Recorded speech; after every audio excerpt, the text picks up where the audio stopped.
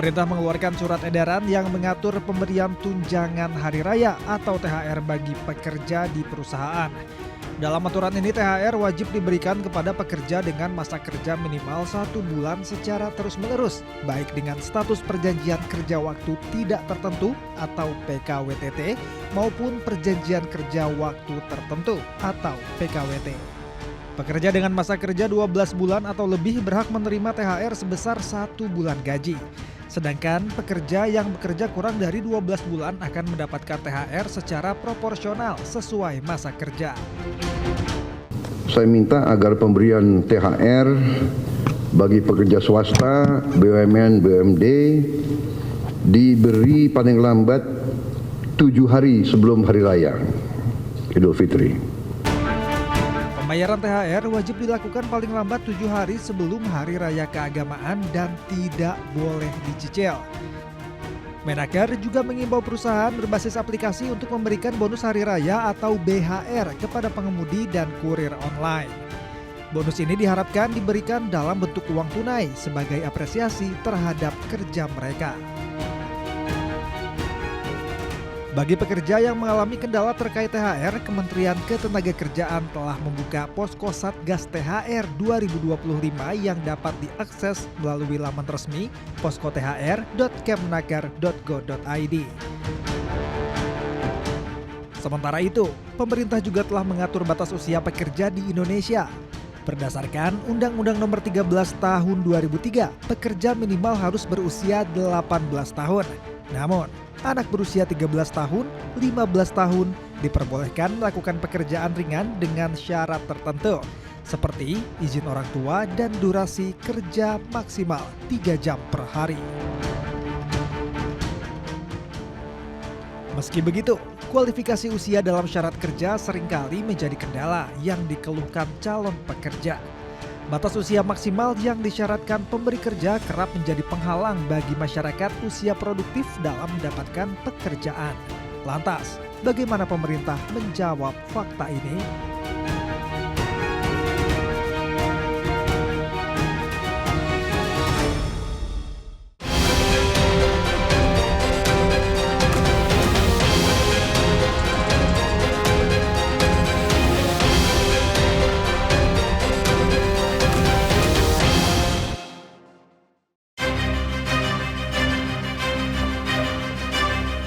Kabar baik pada Lebaran 2025 ini di mana para pengemudi ojek online itu mendapatkan bonus hari raya atau BHR. Namun di sisi lain ribuan pekerja harus menghadapi gelombang PHK karena tempat mereka bekerja harus berhenti produksi.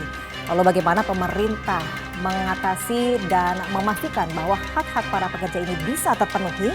Saya Desvita Bionda akan berbincang bersama dengan Menteri Ketenagakerjaan Yasirli dalam One on One.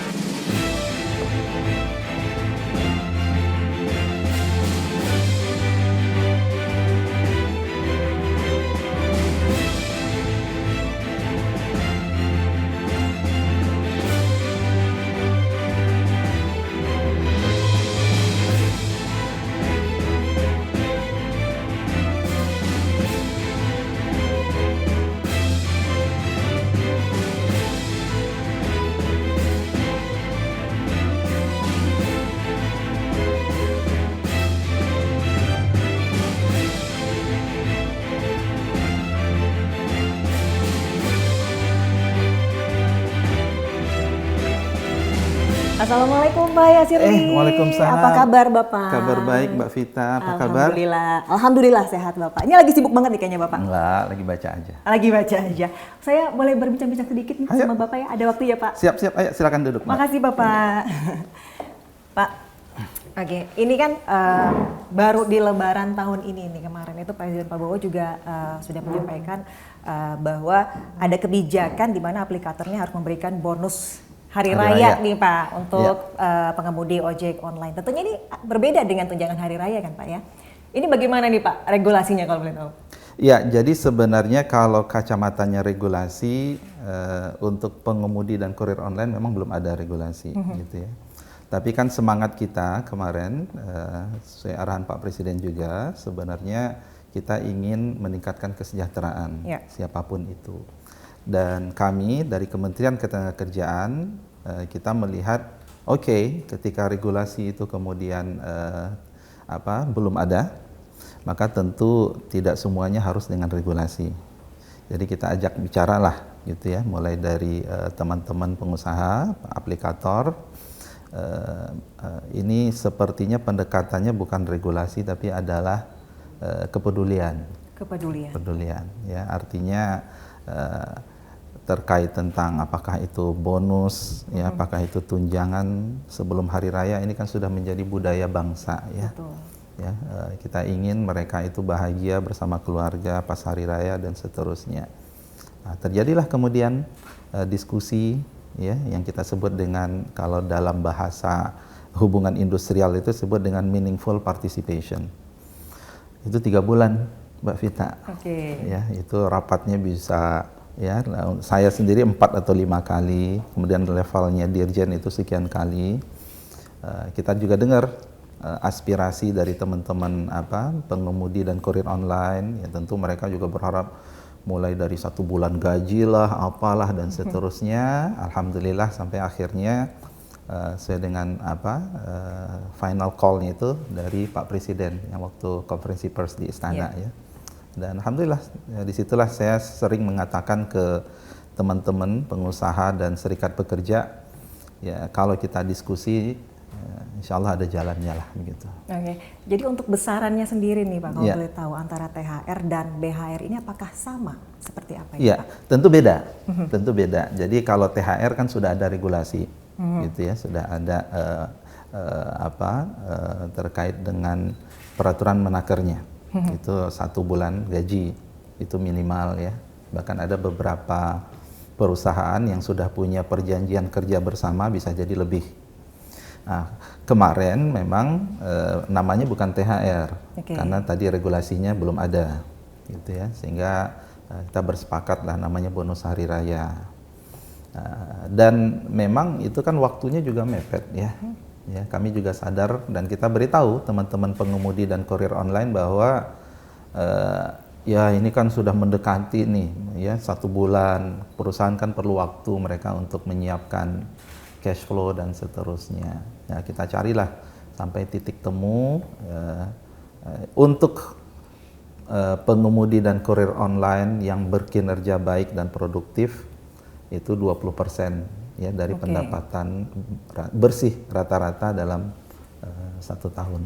Nah, itu artinya untuk setiap pengemudi ojek online itu mendapatkan nilai BHR yang berbeda-beda begitu ya Pak? Yes, harus. Karena memang tipikal pekerjaan ya digital begini memang fleksibilitas itu nomor 1. Jadi tidak mungkin kita membuat atau merekomendasikan atau menghimbau besaran bonus itu flat gitu ya. Nah, bahkan dalam beberapa hal dalam klausul surat edaran kami itu bagi mereka yang kemudian di luar kategori ya produktif dan bekerja baik ya kita serahkan ke perusahaan. Karena beberapa kan mereka ada yang part time. Ya, part time itu bisa jadi narik gitu ya, dalam 1 hari itu cuma 2 jam. Besoknya bisa jadi tidak. Asumsi kami ya bisa jadi mereka itu adalah part time dan mereka menerima THR dari tempat lain di mana dia bekerja. Oke. Nah ini tadi terkait juga dengan pembicaraan antara Menaker juga dengan pihak aplikator bahwa ini akhirnya disebut dengan bonus hari raya, yang artinya kan bonus itu tidak wajib sebenarnya ya Pak. Kemudian bagaimana nih sebenarnya tanggapan dari aplikatornya sendiri? Iya, makanya kami melihatnya itu kan bukan masalah regulasi dan juga bukan masalah wajib apa enggak. Wartawan juga sering nanya kan, kalau nggak bayar bagaimana begitu ya. Saya tidak melihat ke situ. Jadi tadi ini adalah masalah kepedulian. Ini adalah masalah kebersamaan kita menjelang hari raya, dan sudah ada komitmen, gitu ya, komitmen bahwa ini akan diterapkan, gitu ya. Dan angka tadi besaran itu kan juga, ya kita lahir dari sebuah komunikasi diskusi yang panjang. Jadi bisa saja, misalnya jadi kan saya sebagai menteri menghimbau ya sudah besarannya sekian persen sepihak, gitu ya. Tapi saya yakin kita tidak begitulah, gitu ya. Jadi lahir dari satu komitmen, lahir dari meaningful participation, diskusi, dan kita tunggu. Dan saya yakin insya Allah para aplikator, para pengusaha akan menunaikannya. Itu artinya tanggapan positif ya dari para aplikator begitu ya Pak? Iya, ya dari tentu mereka berharap tidak begitu ya. Tapi kan tadi kita sudah berangkat dari ini kepedulian dan seterusnya. Terakhir mereka komit gitu ya. Dan menurut saya itu adalah sebuah win-win-win solution ya. Bagi aplikator itu juga menunjukkan bahwa mereka itu peduli kok gitu ya. Okay. Ya. Sejauh Kemudian, ini ada pemantauan nggak dari Kemenaker sendiri Pak terkait dengan pelaksanaannya Pak? Kita monitor ya. Kalau saya dengar di beberapa itu sudah mulai ada aplikatornya ngasih sinyal, kasih apa gitu ya. Tapi nanti besarannya kan memang sekali lagi itu kan domain dari masing-masing perusahaan ya. Tadi kan kita hanya mengawal dari kriteria tadi gitu ya. Semoga aja, dan kita juga sudah sampaikan kepada teman-teman perwakilan pengemudi dan kurir, tolong juga difahami bahwa ini kan inisiatif yang pertama gitu ya, dan waktu kita juga mepet.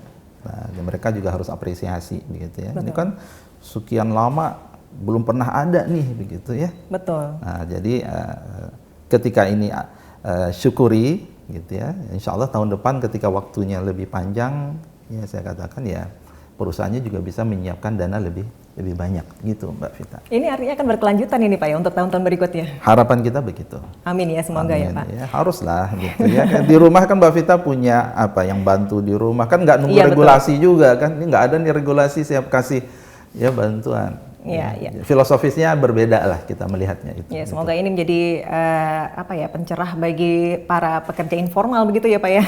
Insya Allah. Amin. Sekaligus kita menunjukkan bahwa bangsa kita itu kekeluargaannya ada. Ya, kita itu satu loh, bisa saling peduli, kerjasama, dan itulah yang sebenarnya ditunggu oleh masyarakat kan sebenarnya.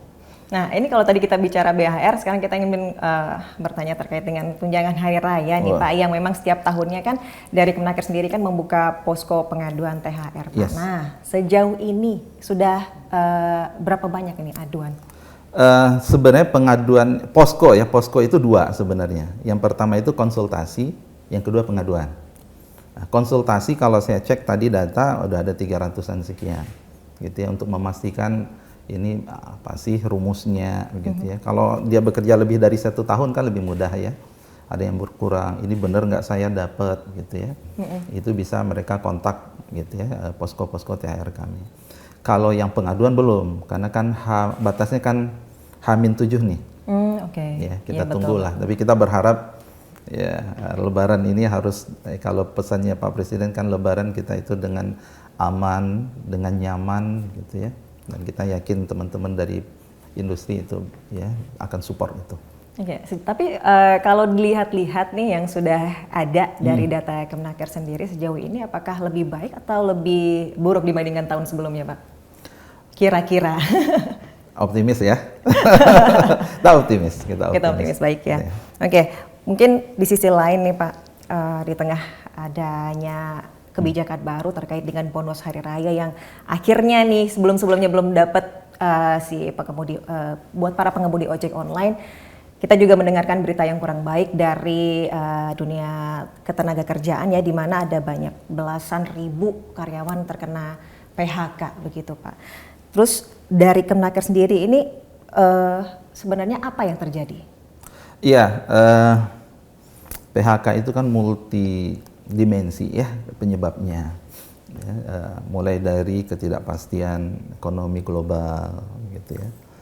Ini tidak hanya di Indonesia, ya. Kalau kita lihat di Cina sendiri gitu ya, bahkan di Amerika itu perusahaan yang memang dinamikanya memang begitu, gitu ya. Kan kalau bisnis kan memang begitu. Yang kedua ada isu terkait tentang daya saing dari industri dalam negeri kita. Kalau dilihat dari tingkat produktivitas kita memang rendah ya, kita itu 10% di bawah rata-rata Asia misalnya. Ya, pertumbuhan produktivitas kita juga ya dikit, naik 25% dalam 10 tahun terakhir dibandingkan Cina itu 2 kali lipat lebih gitu. Ini daya saing.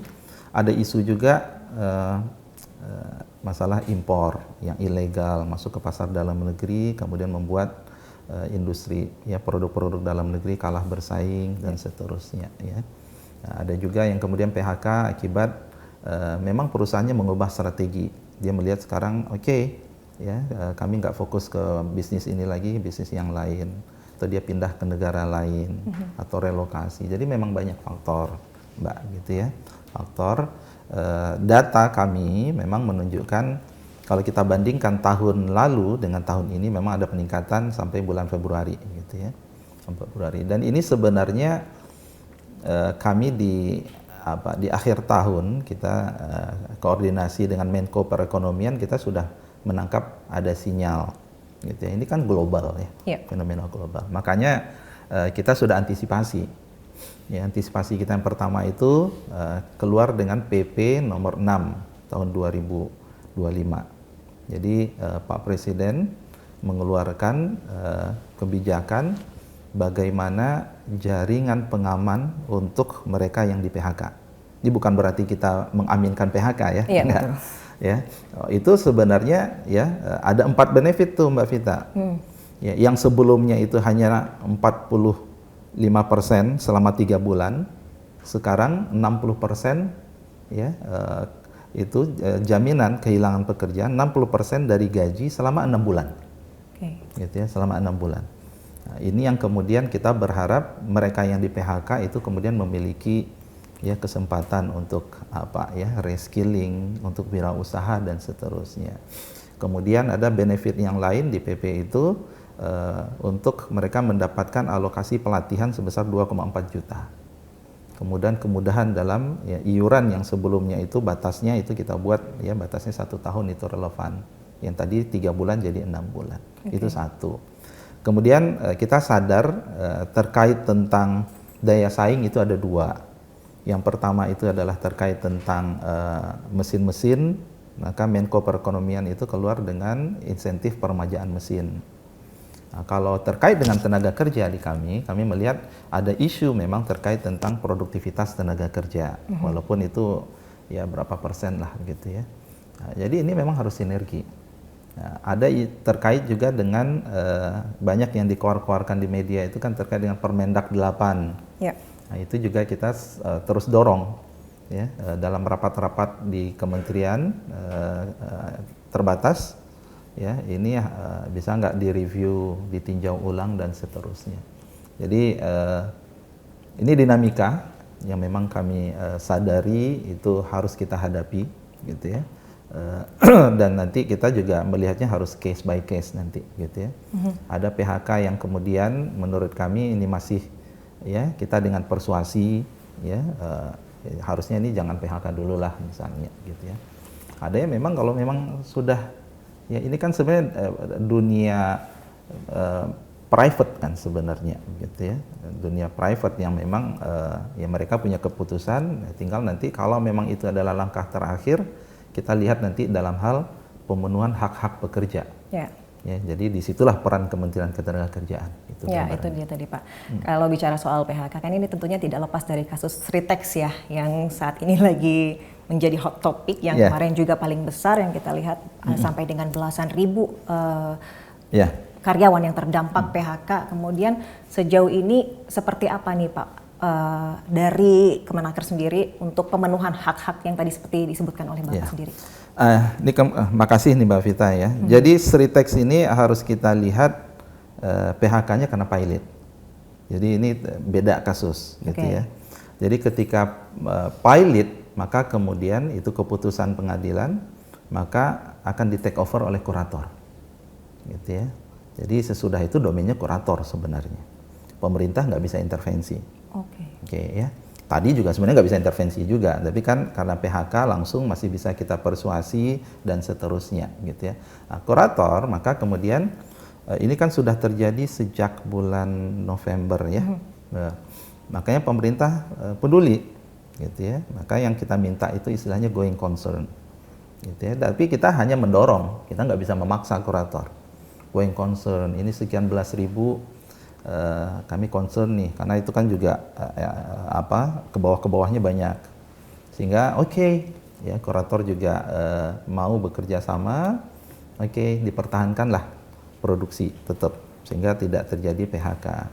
Sebenarnya kalaupun PHK langsung juga itu haknya kurator sebenarnya.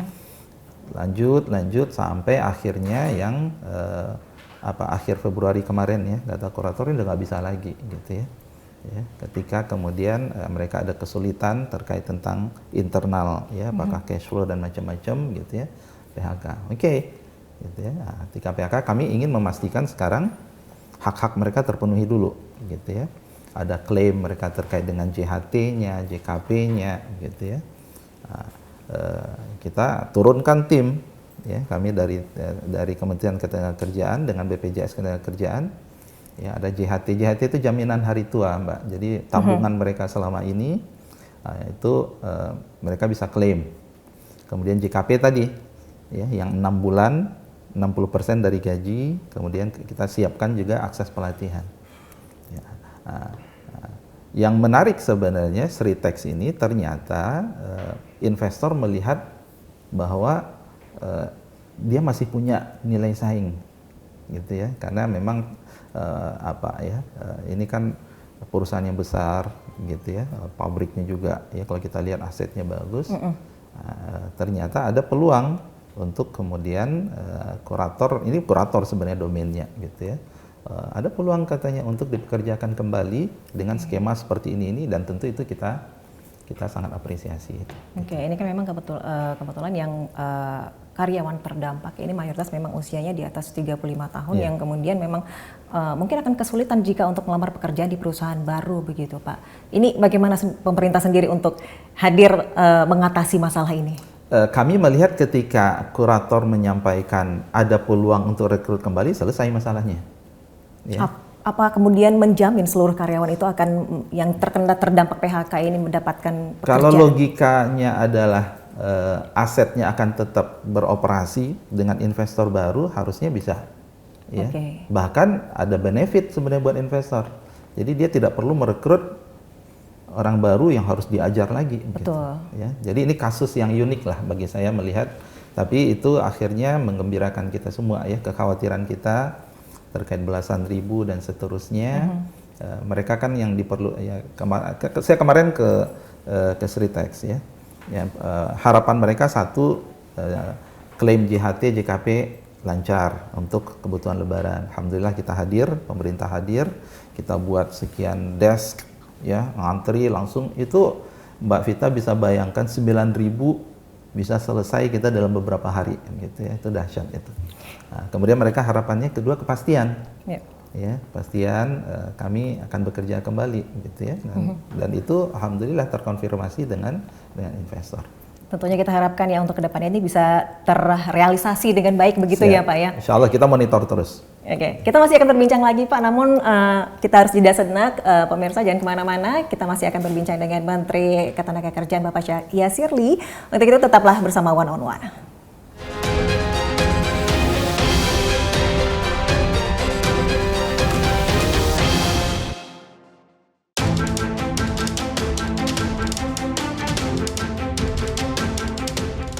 Kementerian Ketenagakerjaan terus mendorong kesiapan tenaga kerja Indonesia dalam menghadapi perkembangan teknologi informasi, kecerdasan buatan atau AI, serta transisi menuju energi hijau.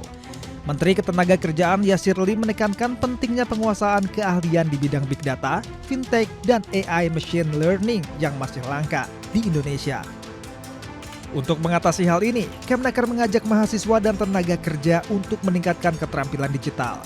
Langkah ini dipandang sebagai upaya menyiapkan SDM yang mampu memenuhi permintaan industri di masa depan. Selama ini, fokus ketenagakerjaan tidak hanya terbatas pada kompetensi teknis. Kemnaker menyoroti pentingnya soft skill di era digital, seperti kemampuan berinovasi dan mengintegrasikan teknologi dengan kearifan lokal. Hal ini dipercaya dapat meningkatkan daya saing tenaga kerja Indonesia. Di sisi lain, transisi energi ke sumber daya terbarukan juga menjadi perhatian Kemnaker. Menurut studi Koaksi, sektor energi hijau berpotensi menciptakan sekitar 432.000 lapangan kerja langsung bagi tenaga teknik pada 2030 dan meningkat hingga 1,12 juta pada 2050. Namun, kesiapan tenaga kerja di sektor ini masih menjadi tantangan.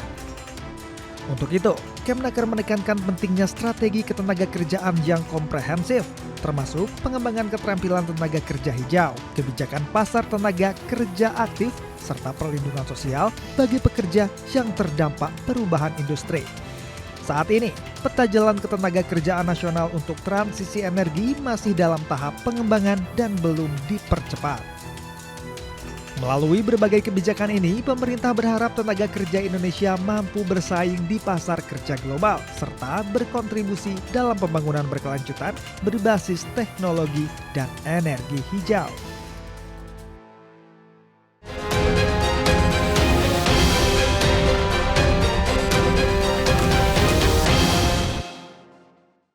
Anda kembali bersama One on One dan saya juga masih bersama dengan Menteri Ketenagakerjaan Bapak Yasirli. Pak, kalau kita berbicara terkait dengan tenaga kerja ini kan memang banyak industri terkini yang membutuhkan tenaga kerja dengan keahlian khusus. Sementara nih dari pendidikan formal ini tidak mengajarkan hal tersebut nih Pak. Apa solusinya dari pemerintah Pak? Ya, ini permasalahan sekali lagi tidak hanya dihadapi oleh Indonesia, Mbak Vita, ya. Jadi sebenarnya penyebabnya itu adalah tidak lainnya apa yang diajarkan di institusi pendidikan dengan sebenarnya satu lagi ini akselerasi teknologi sebenarnya. Itu akselerasi teknologi. Yang dibutuhkan sekarang di industri itu mereka bersaing, ya, kemudian ada teknologi-teknologi 4.0 ya. Artificial intelligence, Internet of Things dan macam-macam itu kemudian dibutuhkan di industri gitu. Sehingga tentu sekali lagi ini membutuhkan perhatian dari lintas kementerian. Ya, kalau masalah institusi pendidikan tentu adalah kementerian terkait gitu ya.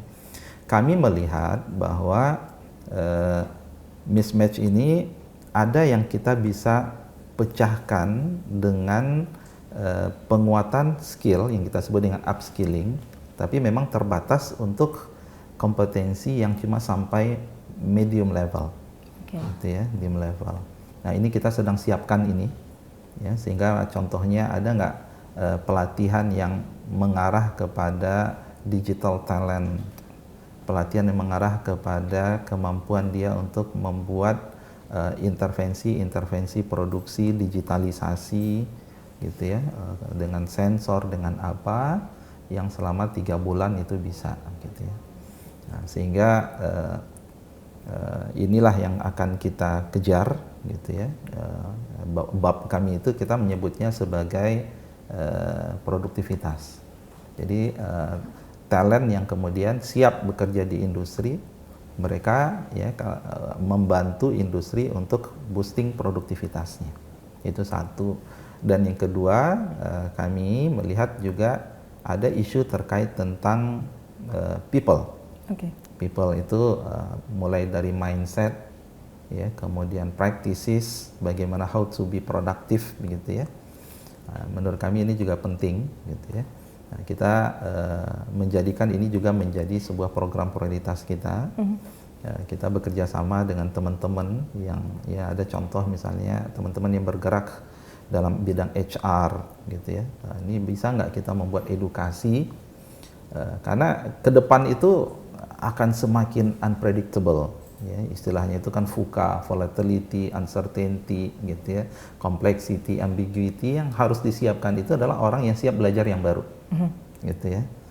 Dan saya percaya generasi milenial kita siap asalkan mindset, ya, ada istilahnya growth mindset. Dia siap bereksperimen, mencoba yang baru. AI, jangan takut dulu sama AI, malah ya coba, malah nanti bisa ketagihan, bisa belajar lebih banyak, ya mereka bisa lebih kreatif. Itu yang kita lihat ininya, Mbak Vita. Oke, jadi sebenarnya apa nih Pak yang menjadi tantangan utama dari ketidaksesuaian keterampilan di dunia industri kerja ini? Ya inti balik ke skill. Jadi ada skill, ada kompetensi yang harus disiapkan oleh institusi pendidikan. Ada yang kami bisa backup dari lembaga-lembaga BLK kami, training vokasi. Nah ini kita harus bagi peran. Kalau yang sifatnya high skill, itu tentu engineer lah, lulusan perguruan tinggi. Tapi low to medium skill, kami bisa menjembatani dari balai kami, mungkin kita inputnya dari SMK, kemudian masuk ke balai kita, kemudian mereka bisa diserap oleh industri. Nah, ini yang kita sedang orkestrasi nih Mbak Vita sekarang. Ya. Oke, Pak, dari data BPS Agustus 2024 ini menunjukkan bahwa tingkat pengangguran di usia 20 hingga 29 tahun itu sudah mencapai 22%. Mohon dikoreksi jika salah ini, Pak. Ya. Ini sebenarnya apa yang terjadi ini, Pak? Tadi mirip dengan apa yang Mbak Vita sampaikan. Jadi memang lulusan perguruan tinggi kita ya 20 sampai 20 berapa tadi? 29. 29. Iya, itu kan mereka yang lulusan perguruan tinggi ya, banyak ya. Pengangguran kita kalau saya punya data itu sekitar 800 ribuan 800 gitu ribu. ya. Ada isu itu ya. Jadi ada isu bahasanya itu mismatch ya. Mismatch.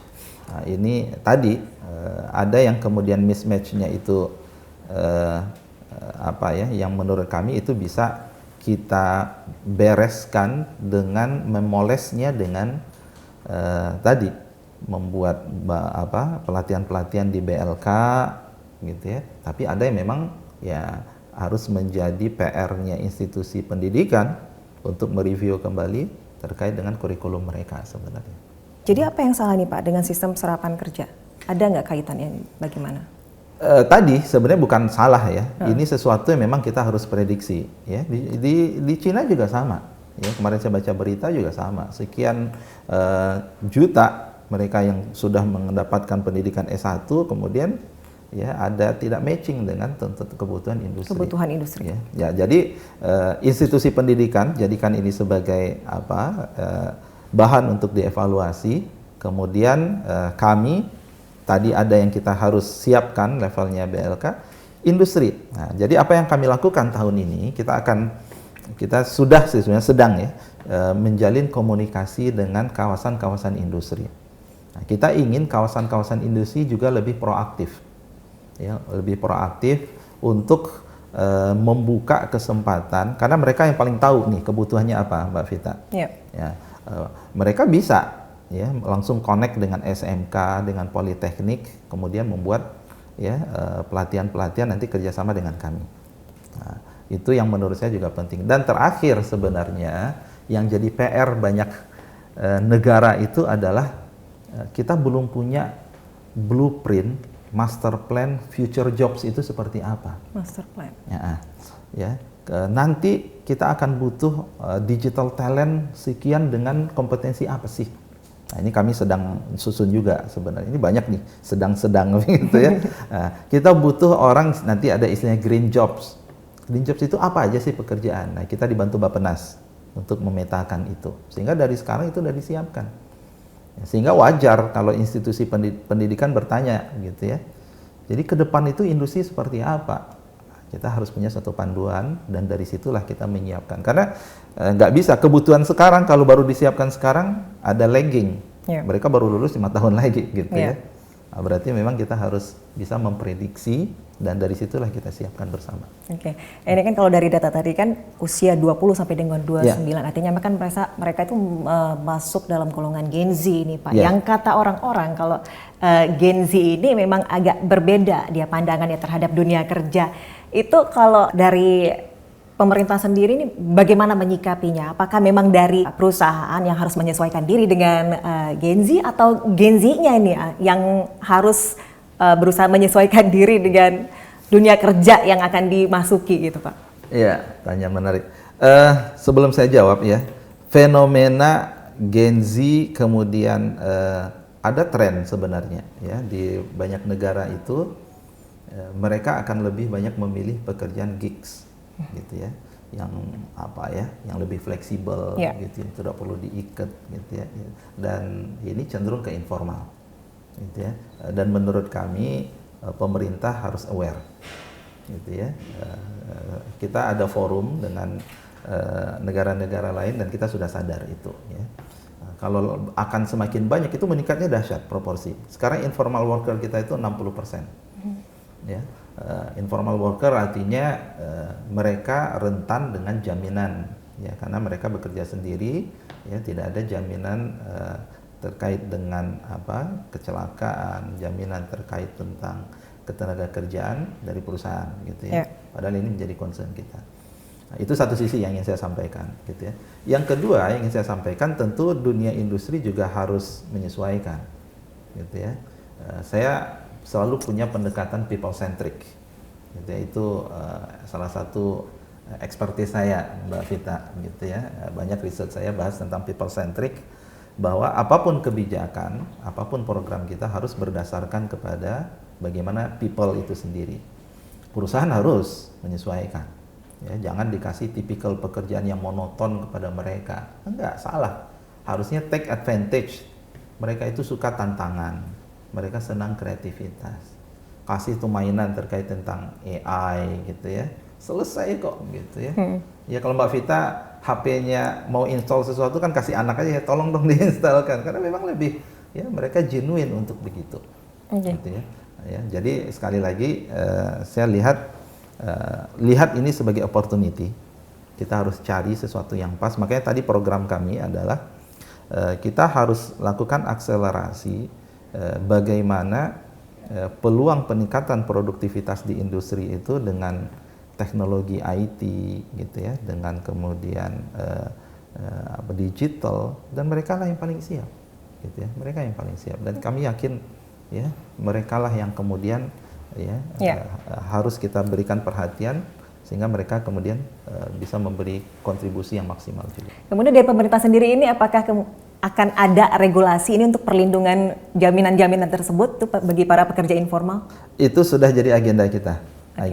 Dan di ILO kita juga akan jadikan itu sebagai salah satu poin. ILO itu International Labour Organization. Jadi kita akan ada meeting, dan ini tidak hanya problem yang dihadapi oleh Indonesia.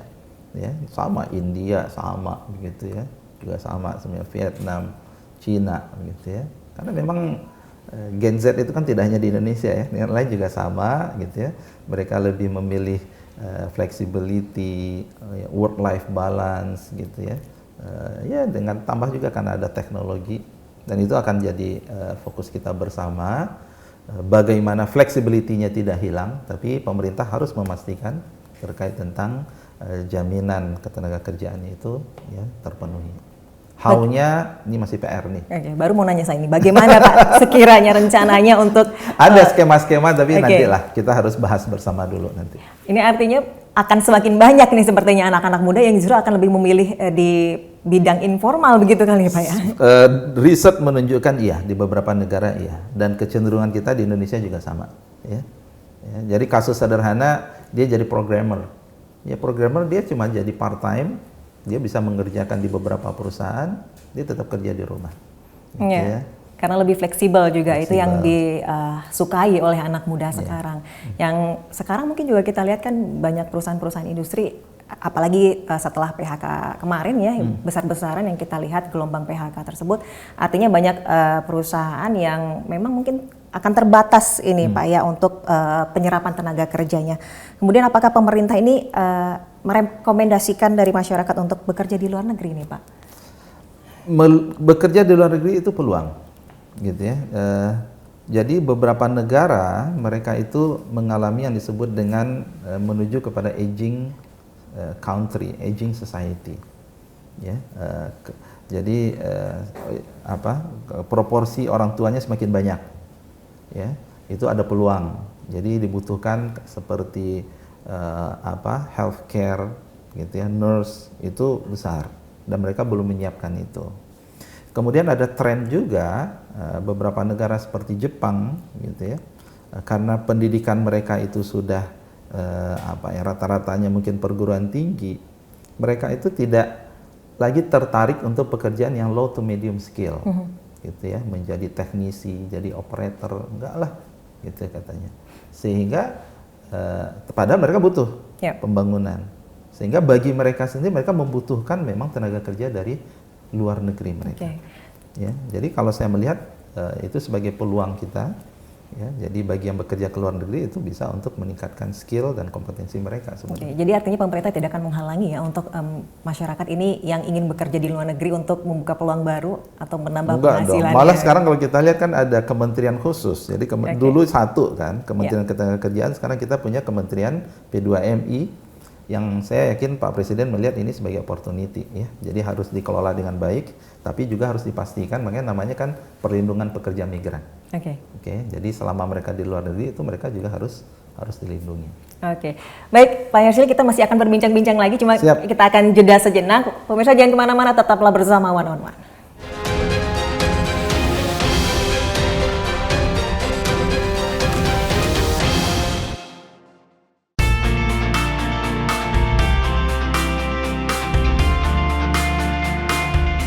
Menteri Ketenagakerjaan Yasirli menyoroti tantangan sektor ketenagakerjaan di Indonesia, termasuk ketidaksesuaian keterampilan dengan kebutuhan industri, tingginya pengangguran di kalangan muda, meningkatnya minat tenaga kerja untuk bekerja di luar negeri, serta perlindungan bagi pekerja sektor informal. Salah satu permasalahan utama adalah kesenjangan keterampilan. Beberapa bidang seperti Big Data, Fintech, dan Artificial Intelligence masih kekurangan tenaga kerja terampil. Sementara itu, banyak pekerja Indonesia justru mencari peluang kerja di sektor informal di luar negeri. Untuk mengatasi hal ini, pemerintah memperkuat program pelatihan tenaga kerja berbasis teknologi agar lebih siap menghadapi tantangan industri global. Saat ini, angka pengangguran di Indonesia mencapai 7,5 juta orang. Lulusan sekolah menengah kejuruan atau SMK menyumbang angka tertinggi, yaitu 8,9% dari total pengangguran.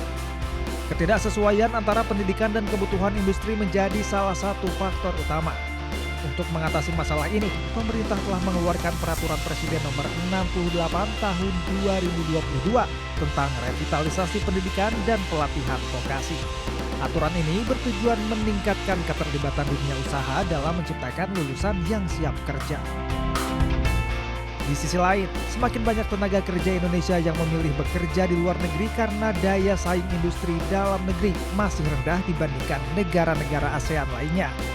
Untuk mengatasi hal ini, pemerintah terus berupaya meningkatkan produktivitas dan daya saing tenaga kerja melalui program pelatihan dan peningkatan keterampilan yang sesuai dengan kebutuhan pasar kerja. Perlindungan bagi pekerja sektor informal juga menjadi perhatian pemerintah. Saat ini, banyak pekerja informal belum mendapatkan jaminan ketenagakerjaan yang sesuai dengan sifat pekerjaan mereka. Untuk itu, pemerintah berupaya meningkatkan akses pekerja informal terhadap program jaminan sosial melalui BPJS Ketenagakerjaan dengan sistem asuransi sosial. Namun, implementasi dan penegakan hukum terkait masih menimbulkan celah yang memungkinkan terjadinya ketidakadilan. Peraturan yang eksplisit dan mekanisme pengawasan yang efektif diperlukan untuk memastikan bahwa pekerja informal mendapatkan perlindungan hukum yang layak. Pemerintah terus berupaya memperkuat ekosistem ketenagakerjaan di Indonesia agar tenaga kerja lokal dapat bersaing secara global dan memiliki peluang kerja yang lebih luas. Lantas, bagaimana upaya pemerintah dalam mengurai kemelut masalah ini?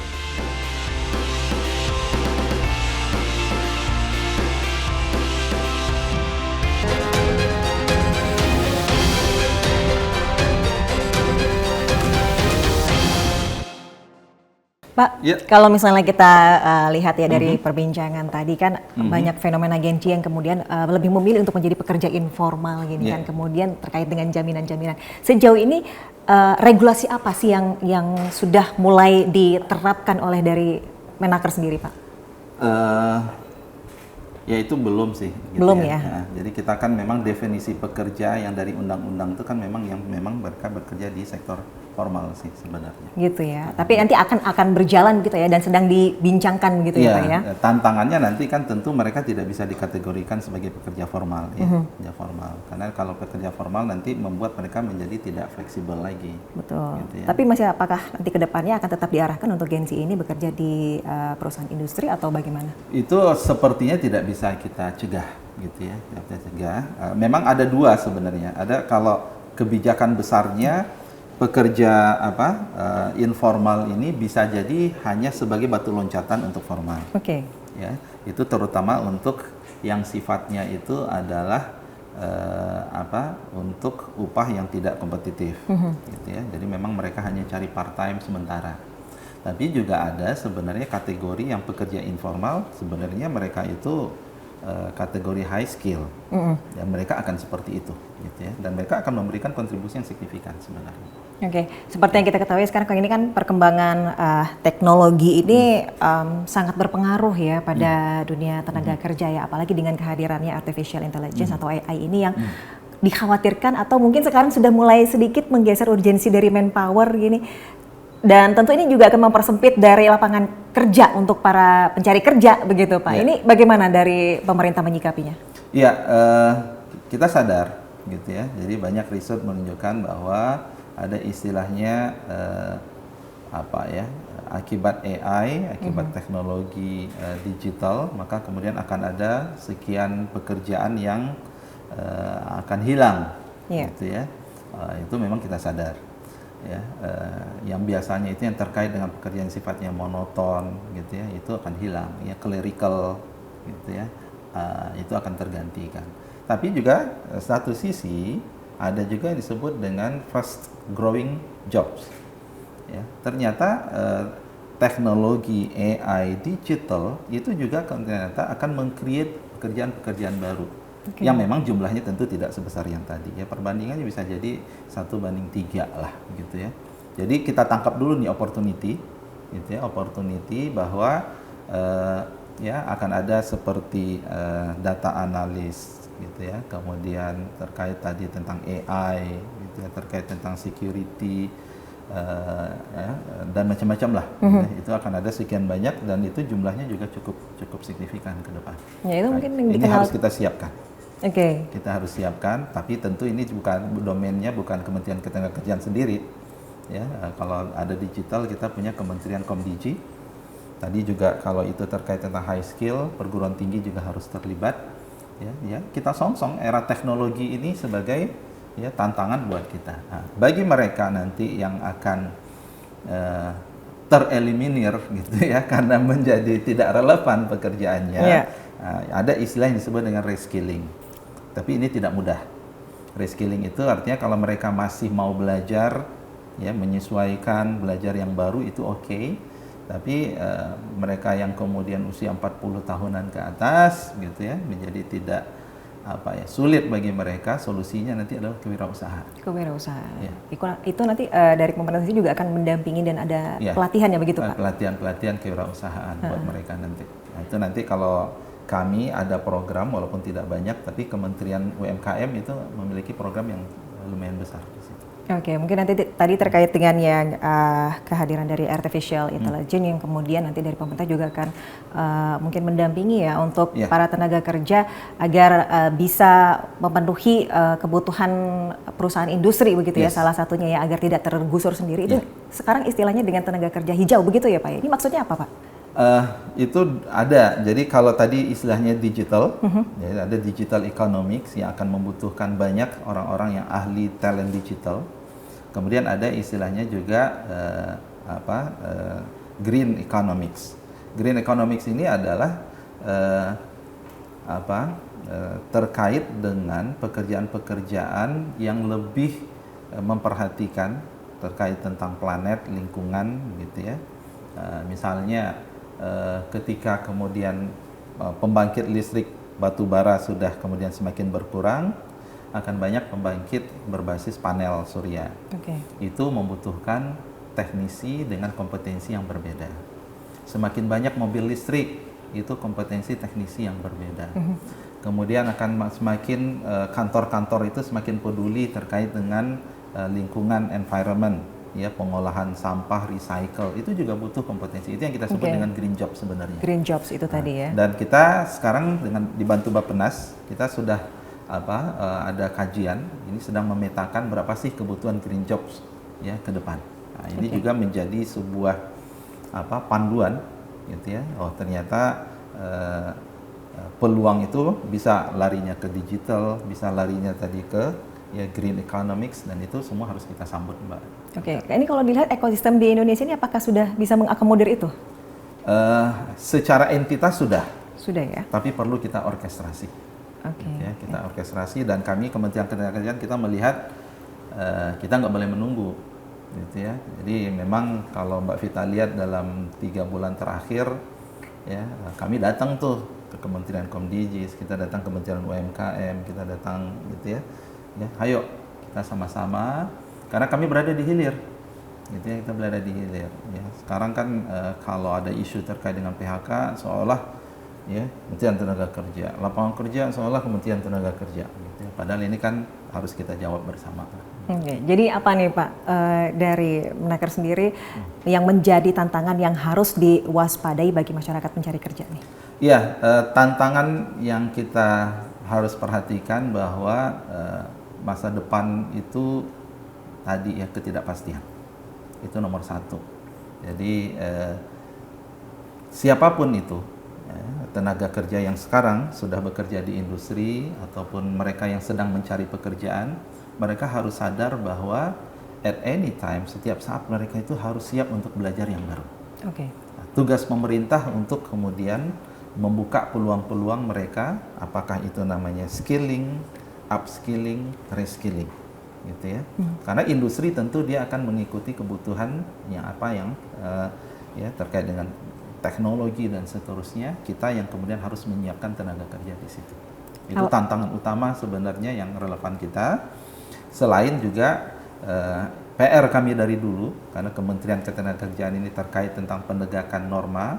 Ya tadi kita belum bahas banyak itu. Yeah. Norma ketenagakerjaan, norma K3 gitu ya. Jadi tantangan kami itu adalah bagaimana norma itu kemudian tegak gitu ya, sehingga terwujud hubungan industrial yang harmonis.